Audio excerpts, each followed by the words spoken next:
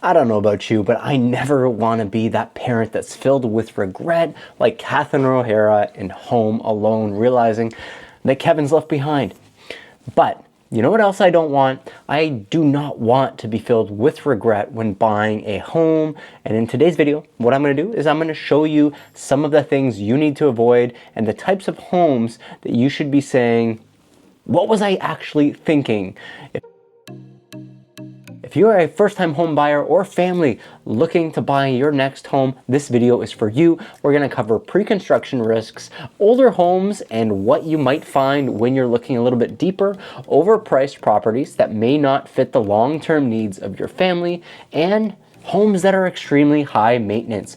Don't forget to watch the whole video to get the full big picture. Not all of these things are going to be reasons why you should walk away from a property, but if you're a buyer, you need to understand the risks associated with getting into a property like one of these.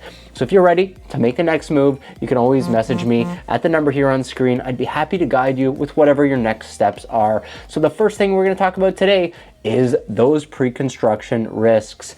Pre-construction purchases, especially now in 2025, are becoming a lot more risky than they have been in the past. If you rewound time about 5 years, it was almost an automatic. You buy pre-construction, you make a big bag of money, you're excited, it was the best thing you've ever done.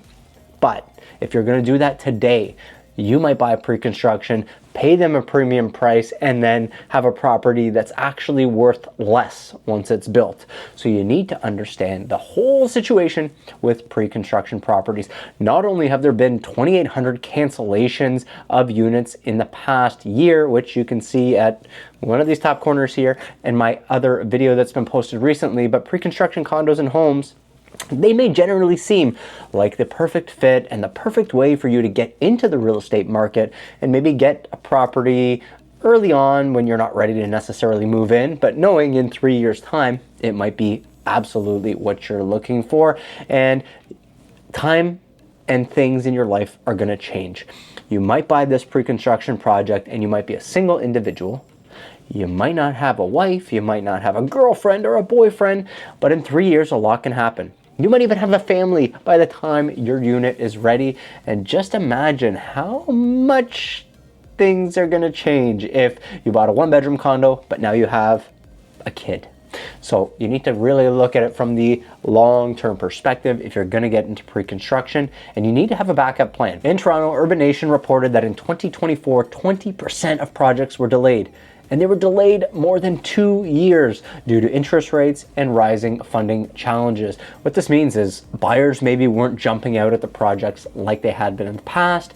Maybe the lenders themselves were giving the builders a harder time, so they weren't able to fully crack ground unless they had a percentage of these units sold. There was definitely a family that comes to mind that I worked with that purchased pre-construction in 2019. They had plans of moving in on the move-in time window that they were given, which was 2022. So they got their kids ready, they scheduled their schooling, the builder had started the project, but they did not give them that official closing date. And now it's 2025 and the builder still has not given them the official move-in date. They're still waiting, but now they're temporarily paying for housing somewhere else. So you need to understand, if you are gonna consider maybe pre-construction, research the developer's history. Did they have delays that came along with these projects? And look for projects that they have completed in time and have a backup plan, especially if you have kids. If you're a single male, you might just say, great, doesn't matter, 3 years, 4 years, 5 years later. If you've got a family, if you've got a situation that you really need to wrangle in tight, make sure that your backup plan is there should things not go exactly as planned. And remember, we just talked about it, 20% do not go exactly as planned, and they're going to give you a 2-year delay at a minimum here. So the second thing we're going to talk about is older homes that have some of these hidden issues. There's definitely a lot of charming older homes all across the GTA, especially if you're focusing on Toronto. Toronto's an older city. You're going to see century homes. You're going to see homes that have a lot of character. And especially if you're looking in the East York or the High Park areas, they're going to be beautiful homes. There's some beautiful, beautiful homes in the High Park area and surrounding. They're definitely older, but often older homes, though beautiful, if they're updated, they might actually have some problems that you're going to need to look into before securing these purchases. So they might have older electrical, they might have asbestos in some of the products that have been used. Maybe the ceiling has a beautiful design to it. Older ceiling might have asbestos. That's something for you to keep in mind. And foundation issues are common. The older the home is, especially if it wasn't built great, or if just time has got to it with some of the external water and snow that's melted over time, the foundation may need some upkeep. That is a massive expense you might not have expected, of course. Now, according to Home Inspection Ontario, 65% of homes that were built before 1980, and that's not all that long ago, it's just over 40 years ago, they require significant repairs in Toronto. They're averaging a cost of roughly $20,000 or more. Of course, the bigger the issue, the bigger the cost. The smaller the issue, the smaller the cost. If you just have a cracked window, no big deal. If you have a foundation issue, you gotta dig around the whole entire property, waterproof it, seal up any cracks. It can really get expensive, and $20,000 seems like a bargain for some of the massive expenses that can come along with the older homes. I'm not telling you to avoid an older home. There's some beautiful older homes, and I enjoy an older home myself, but make sure that you do the due diligence, do that home inspection, see if you can find any issues with the home, and do not regret going forward with the purchase before doing your due diligence. For families or for first-time home buyers with tight budgets, expect your expenses to include a potential budget here that's going to take into account some detailed plans in the future of renovations or upkeep that you might need to do to a home like this. Of course, hiring that home inspector is going to give you a detailed maintenance plan, potentially, depending on the home inspector you deal with. We've got home inspectors that we trust and we use very frequently with our clients. They give warranties, and they will actually give you a maintenance plan should you need it. It's not worth skipping this step. It's going to cost you thousands, if not hundreds of thousands of dollars. So the next thing we're going to talk about is some of these overpriced properties. And there's overpriced properties out there, and then there's overpriced properties that don't have a lot of long-term value. So many buyers are drawn to trendy either homes or places, potentially in Toronto, like a Liberty Village, for example, but you're going to pay a massive premium. That does not always mean you're going to get long-term value in an area like this. Families especially, they need to think way further ahead. Is there enough space? Are there schools nearby? Is this going to be a place where you can see yourself long term? If you're, once again, just a couple or a single individual, a lot of these questions aren't necessarily on the top of your head, but something to keep in mind for your future. A 2024 Toronto Real Estate Board report showed that Liberty Village is one of the most popular areas in Toronto. However, the resale values have actually lagged behind areas like maybe a King's West or a Queen West, and the buyers are often paying for the hype of an area and not necessarily the quality. A lot of the builders in Toronto, some will put up some great quality. You might have 20 buildings in Liberty Village. Half of them might be fantastic, half of them might have some issues. So you want to really dig into the developers once again, just like you were doing with the delays that we discussed earlier in the video. Now, first-time home buyers and families focus on functionality, of course, future needs, spaces that are going to work for your kids, schools, maybe if you have a home office, things like that. Take all of these things into consideration before you dive into a property that's overpriced. Diving into overpriced property, I mean, you might not ever make your money back. And who's going to guide you through these overpriced properties? Generally, it's going to be somebody like myself. So if I pull up the comparable sales in an area, I'm going to let you know what I think the property is worth. It's going to be up to you whether you think you want to spend a little bit more than the property is actually worth, and whether it's worth that investment long term.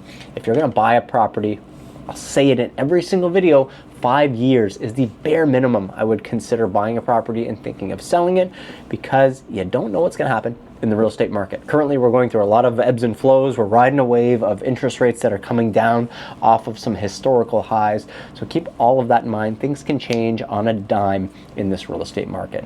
Now, homes with higher maintenance, they're going to drain a lot of your time and your resources. And that may not be something that you were interested in at all. Me personally, I have no interest in a home that is going to be high maintenance. I don't have the time or the resources necessarily, depending on what it does need. So when I'm talking about high maintenance homes that are going to drain resources, the first two things that come to mind are my time and my finances, of course. So if I'm looking at a property, I might see this beautiful property on maybe 2-3 acres outside of the city in the suburbs, and that might be something that looks really, really desirable. But I need to think to myself long term, okay, do I want to be maintaining this property? Do I want to hire somebody to maintain this property? Do I have the time to maintain this property? And do I have the money to maintain this property? A lot of different questions come to mind, especially when we are talking about maintaining a property and what it entails, because cutting grass on a small suburban home is extremely easy. Grabbing that ride on lawnmower and doing that whole deal every single Saturday morning might not be something you are interested in at all. So large lots are great. Properties in suburbs are great. Think about the time and the expense that comes along with them though. They're also going to have higher property taxes, and bigger the home, higher the heating bill.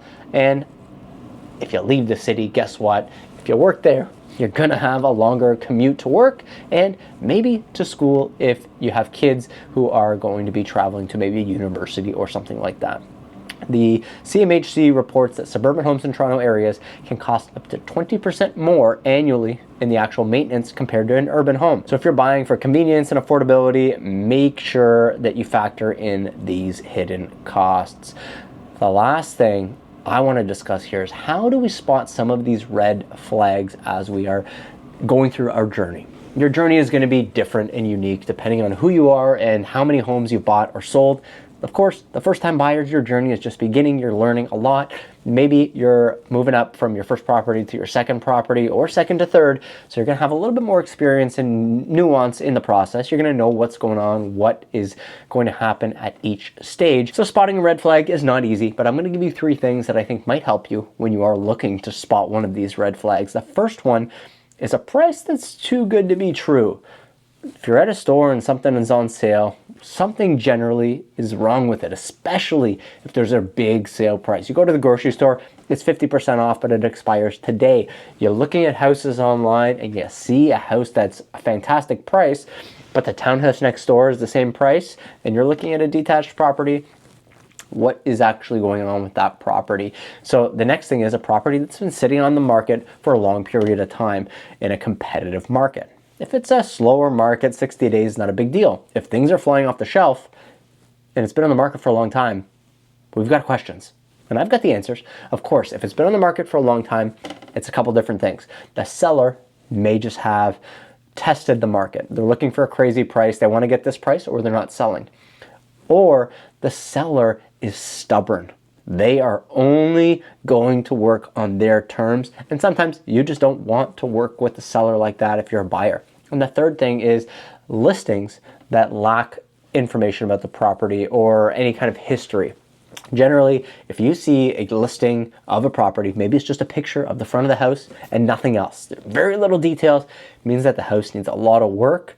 This may not be what you're looking for, but what you'll want to do is contact whoever's representing you on the buying side and check what's up with this house. They'll dig into it a little bit more, but in all likelihood, if there's no pictures and it's been on the market for over a day, there's not a delay of pictures coming. What this means is that the property is set up for renovators, or maybe somebody who wants to knock it down and build a beautiful property there. So always work with a knowledgeable real estate agent who can actually give you some guidance throughout this process and help you avoid some of these pitfalls that I've gone through before I was a realtor and that a lot of people are continuing to go through. So there you have it. Choosing the right home is not just about price. It's about finding the right place that fits your specific family's needs. Now, if this video was helpful for you, check out the next video right here. I think it's going to provide the exact same value for you. Choosing the right home is just not about price. It's about finding a place that fits you and your family's needs. So if you're ready to make a move, feel free. Check out that pinned comment